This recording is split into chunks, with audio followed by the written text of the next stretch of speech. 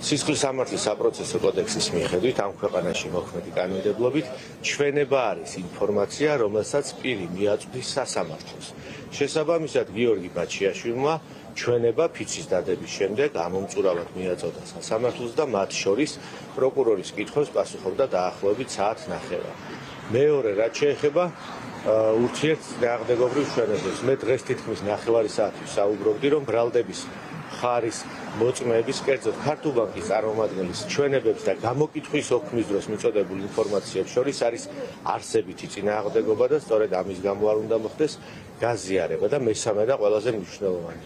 არც გიორგი ბაჩიაშვილს, არც სხვა რომელიმე ბრალდებულს არ ევალება ჩვენი კანონმდებლობით ამტკიცოს საკუთარი უდანაშაულობა, თუმცა ჩვენ უკვე ვხედავთ 2 წელი ამ სასამართლო პროცესებს და რეალურად გიორგი ბაჩიაშვილი ამტკიცებს თავის უდანაშაულობას და ამას ამტკიცებს არა მხოლოდ სიტყვებით, არამედ ფაქტები და უთყვარი მტკიცებულებებით. ისეთი როგორიც არის ცეცხლის ხელშეკრულება, გადახდის გრაფიკი, საკრედიტო კომიტეტის გადაწყვეტილებები და ასე შემდეგ. რაც ხარის პოზიცია და განსაკუთრებით ჯარდობლის პოზიცია აბსოლუტურად აცნელია ეს რეალობას და საკუთარ თავსაც კი შეეწინააღმდეგა და მარტივი მოცემულობა არის.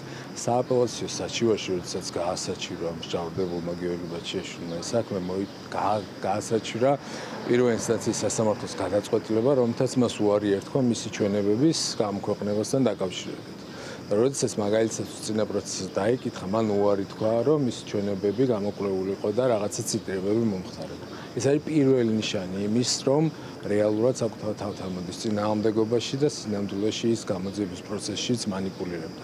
მეორე მნიშვნელოვანი არგუმენტი, რაც ამას ასევე ადასტურებს, არის ის გამოძიების პროცესში წარმოადგინა დოკუმენტი კალკულაცია, რომელიც ეხლა უარყო და ასევე თქვა, რომ არ მომხდარიყო ამის გამოქვეყნებას.